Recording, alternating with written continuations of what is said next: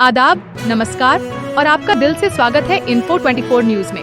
तो चलिए बिना देर किए नजर डालते हैं आज की सबसे बड़ी और जरूरी खबरों पर। चलिए शुरू करते हैं आज की 10 बड़ी खबरों से। जम्मू कश्मीर को केंद्र सरकार ने आज 2 बड़ी रेल परियोजनाओं की सौगात दी है। पीएम मोदी ने वीडियो कॉन्फ्रेंसिंग के जरिए इनका उद्घाटन किया। पहली परियोजना है उधमपुर से श्रीनगर तक की सीधी रेल सेवा और दूसरी है बारामूला से कुपवाड़ा तक नया रूट। इनसे पर्यटन, व्यापार और रोजगार को मिलेगा जबरदस्त बढ़ावा। इससे कश्मीर को देश के बाकी हिस्सों से जोड़ने की मुहिम और तेज हो गई है। दिल्ली में आज फिर जहरीली हवा का कहर। दिल्ली की हवा आज फिर बेहद खराब श्रेणी में पहुंच गई है। AQI 400 के पार चला गया है, जिससे लोगों को सांस लेने में परेशानी हो रही है। सरकार ने निर्माण कार्यों पर रोक लगाई है और स्कूलों को ऑनलाइन मोड में चलाने के आदेश दिए हैं। विशेषज्ञों ने बुजुर्गों और बच्चों को घर के अंदर रहने की सलाह दी है। सर्दी बढ़ने के साथ ये स्थिति और बिगड़ सकती है। लोकसभा चुनाव, बीजेपी की बड़ी रणनीति सामने आई।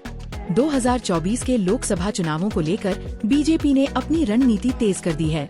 पार्टी अध्यक्ष JP नड्डा और गृह मंत्री अमित शाह ने राज्यों के प्रमुख नेताओं के साथ बैठक की।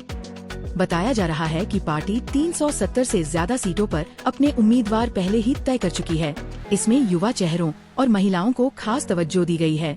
विपक्ष की एकता को तोड़ना भी बीजेपी का अहम मकसद है। मणिपुर में फिर भड़की हिंसा, 4 लोगों की मौत। मणिपुर में जातीय हिंसा थमने का नाम नहीं ले रही है। आज एक बार फिर 2 गुटों के बीच हुई झड़प में 4 लोगों की मौत हो गई और दर्जनों घायल हो गए। सुरक्षा बलों ने स्थिति को नियंत्रित करने के लिए कर्फ्यू लागू कर दिया है। पिछले 1 साल से जारी हिंसा से आम जनता बेहद परेशान है और राज्य में शांति बहाली की मांग जोर पकड़ रही है। भारत और चीन के बीच सीमा पर फिर तनाव। लद्दाख की सीमा पर भारत और चीन के सैनिकों के बीच एक बार फिर टकराव की खबरें सामने आई हैं। बताया जा रहा है कि चीनी सैनिकों ने भारतीय क्षेत्र में घुसपैठ की कोशिश की, जिसे भारतीय सेना ने मुंहतोड़ जवाब देकर विफल कर दिया। रक्षा मंत्रालय ने स्थिति पर नजर बनाए हुए है। यह घटना ऐसे समय पर हुई है जब दोनों देशों के बीच कूटनीतिक बातचीत भी चल रही है। इंड वर्सेस पाक, एशिया कप में भारत की धमाकेदार जीत। भारत ने एशिया कप के मुकाबले में पाकिस्तान को एक तरफा अंदाज में हरा दिया है। विराट कोहली और शुभमन गिल की शानदार बल्लेबाजी और बुमराह की घातक गेंदबाजी से टीम इंडिया ने 8 विकेट से जीत दर्ज की। फैंस में जबरदस्त जोश देखने को मिला। यह जीत न सिर्फ अंक तालिका में बल्कि मनोबल के लिहाज से भी भारत के लिए अहम मानी जा रही है। क्रिप्टो करेंसी पर सरकार का बड़ा फैसला। भारत सरकार ने क्रिप्टो करेंसी पर नियंत्रण के लिए नई गाइडलाइंस जारी कर दी हैं। अब सभी क्रिप्टो लेन देन पर KYC और टैक्स देना अनिवार्य कर दिया गया है। इससे अवैध गतिविधियों पर रोक लगेगी और निवेशकों को भी सुरक्षा मिलेगी। वित्त मंत्रालय का कहना है कि इससे देश में क्रिप्टो को लेकर पारदर्शिता आएगी। क्रिप्टो बाजार में हलचल तेज हो गई है। नई शिक्षा नीति पर बवाल, छात्र संगठनों का विरोध प्रदर्शन।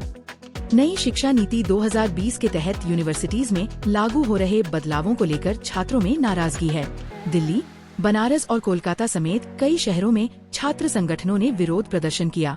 उनका कहना है कि नई नीति महंगी शिक्षा को बढ़ावा देती है और गरीब छात्रों के लिए मुश्किलें बढ़ाती है।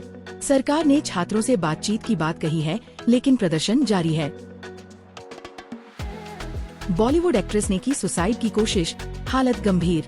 मशहूर बॉलीवुड अभिनेत्री ने मानसिक तनाव के चलते आत्महत्या की कोशिश की है। उन्हें तत्काल अस्पताल में भर्ती कराया गया, जहां उनकी हालत नाजुक बनी हुई है। रिपोर्ट्स के मुताबिक उन्हें कई महीनों से डिप्रेशन था और वह इंडस्ट्री के दबाव से जूझ रही थी। इस घटना ने फिल्म इंडस्ट्री की चकाचौंध के पीछे के अंधेरे को एक बार फिर सामने ला दिया है। गौतम अडानी की कंपनी को मिला अरबों का विदेशी निवेश।